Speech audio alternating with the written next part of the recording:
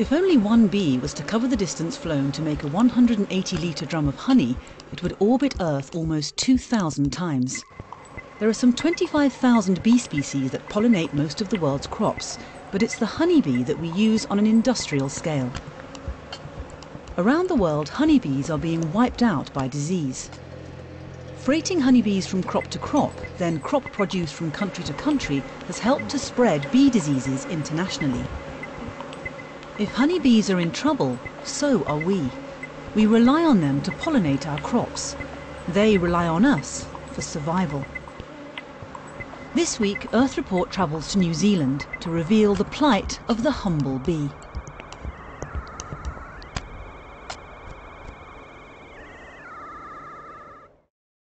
Jim Anderton is Minister of Agriculture and Forestry, based at New Zealand's Parliament, the Beehive. I mean, people talk about food miles, for example, and getting our produce, you know, from the bottom of the South Pacific to Europe, 12,000 miles or 20,000 k's or whatever. But in truth, because we have a pastoral system, in other words, grass-fed, we don't have to house the animals, we don't have to heat places they're in, we don't have to ship the grain. We have about a quarter of the carbon footprint, even after delivering our goods into supermarkets in Europe or America, that they do locally because of our different pastoral-based systems. That pastoral-based system is now under threat from an invasion of the Varroa mite.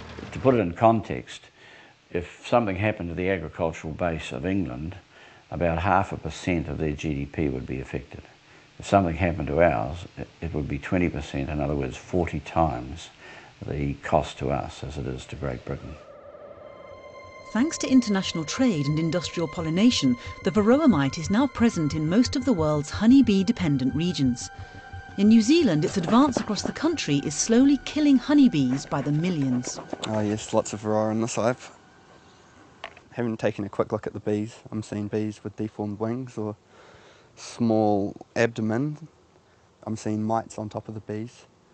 For example, there's a Varroa mite on the thorax of this honeybee here. The Varroa mite has already killed some 20,000 or 10% of New Zealand's managed bee colonies. Livelihoods have been destroyed. According to government figures, by 2035, losses in the South Island alone could be up to $344 million. Manuka's role in forest regeneration is important. As a nursery plant, it's one of the first species to grow. Its presence then supports the colonization of other species. Over time, biodiversity is greatly increased. The New Zealand government is now sweetening the deal even more with the Permanent Forest Sink initiative. Now, commitments to reduce carbon emissions under the Kyoto Protocol can be honoured by planting or maintaining existing forest, including Manuka.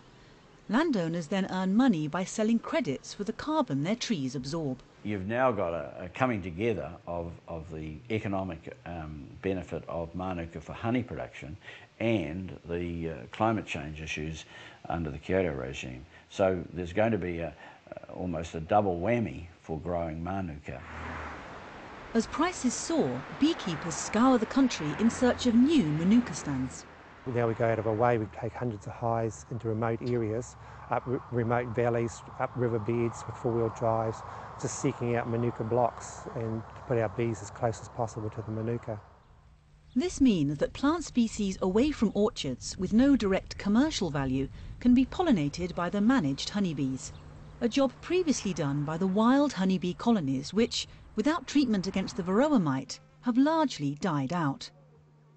Beekeepers are keen to avoid new threats to their little earners. Hey Mark, can you get the guys down here? We'll take these ones next. In order to prevent more diseases and pests like Varroa from entering New Zealand, they would prefer that trade went one way, out. This never happened before. Hey Dwayne, hey! In 2007, the New Zealand National Beekeepers Association took the government to court over its decision to allow Australian honey into New Zealand. The Minister of Agriculture can destroy our industry by a stroke of a pen by allowing honey to come into the country, which they already have done. They've allowed it, then we took it to the High Court. What I would like the Minister to do is not allow any honey or bee-related products to come into New Zealand. And that bee then stung me on the lip.